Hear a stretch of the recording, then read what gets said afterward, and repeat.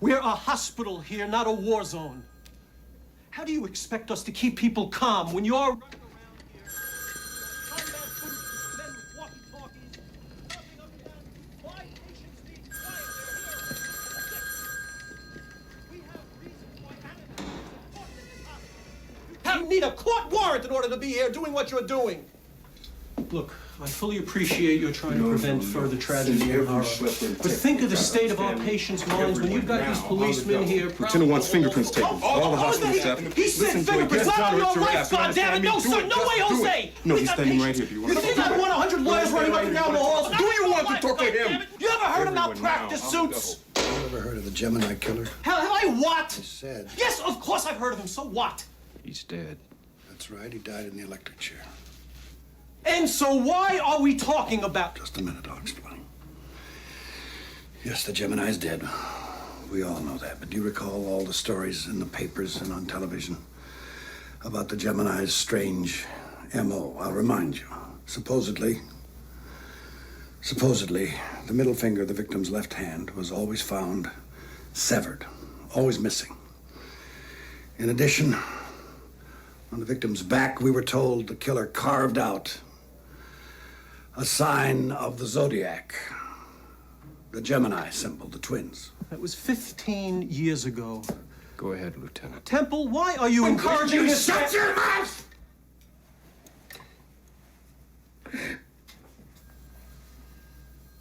Excuse me.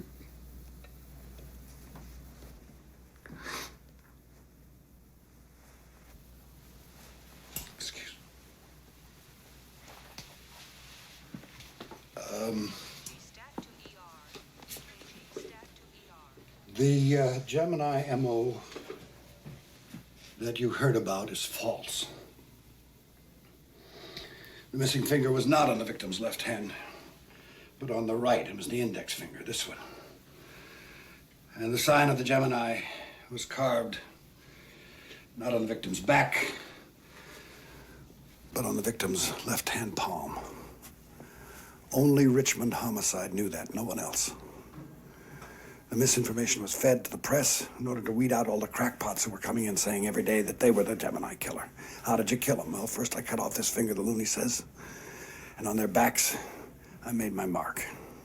Next case. But in this case, gentlemen, in this, 3 decapitations, 3 victims, with this finger severed, the correct one, and the sign of the Gemini here. Here. One more thing. The Gemini wrote letters to the newspapers bragging about his murders, and he always doubled his final L's, whatever the word, 2 L's, as in wonderful. Yes. The victims' names always starting with K, like Carl, his father, the famous evangelist whom he hated and wanted to shame, and whom he wanted to kill and keep killing and killing.